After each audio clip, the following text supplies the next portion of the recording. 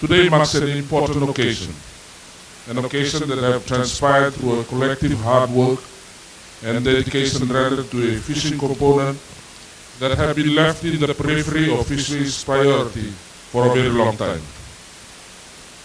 For Fiji, the offshore fishing sector has been a driver of Fiji fisheries economy, with its longline fleet being worth around 60 million US annually. In this regard, the sustainable use of tuna resources have been at the forefront of Fiji's national and regional quest. While recognizing that Fiji is at the entrail of the migrating tuna stocks, there is a growing international demand to responsibly harvest tuna. In saying that, addressing the issue of bycatch is an important to any fishing nation. It is inevitable that there will be interaction between fishers and protected species, which include fish and non-fish like sharks, turtles, and seabirds.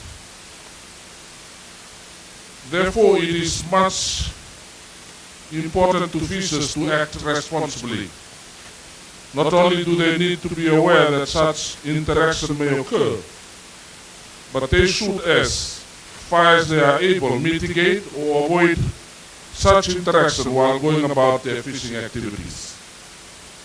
On that note, the lead up to today's launch have seen stakeholders such as the fishing industry recognize the responsibility they have to make every feasible effort to avoid or reduce interactions with protected species. While the development of a best approach to mitigate and avoid capture of unwanted bycatch is a huge progress, the success of this tool requires continuous collaboration between all stakeholders, including fishers, processors, trainers, NGOs, and National Fisheries Agency, to name a few. Additionally, with the use of the manual, trainees will be able to identify which are of special interest or protected species. To explain the current requirements when interactions with protected species occur. Thirdly, explain why protected species get caught during fishing activities. Fourth, describe what best practice in avoiding interaction. Six, use safe handling and release practices. And lastly, be able to develop individual vessel management plans. Vessel personnel, or STCWF, the notable development to crew is that they will be able to understand good practice, interaction hotspots, keeping up to date with mitigation techniques, and always be reminded of the importance of teamwork.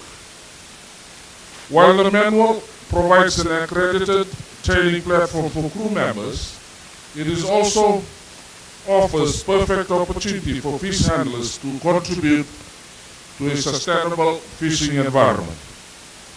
In concluding, I would like to take this opportunity to thank all our partners that have worked tirelessly in ensuring the progress of this important work. A special mention to the Government of New Zealand for the initial funding, and to WWF, who have taken a lead role in finalizing the manual. To the private sector and academic institution, it is now time to take ownership of this manual and operationalize it to its full capacity.